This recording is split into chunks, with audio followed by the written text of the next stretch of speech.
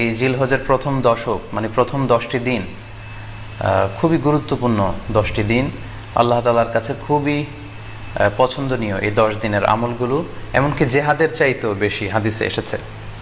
এই 10 দিনের ইবাদত আল্লাহ তাআলার কাছে এত বেশি পছন্দনীয় হওয়ার কারণ হচ্ছে এই 10 দিনে আল্লাহ তাআলা উম্মাহাতুল ইবাদাত অর্থাৎ যত মৌলিক ইবাদত আছে সবগুলো মৌলিক ইবাদতের একটা সমন্বয় করেছেন জিলহজ মাসের এই প্রথম 10 দিনে, যেটা বছরের অন্য কোনো সময় কিন্তু পাওয়া যায় না।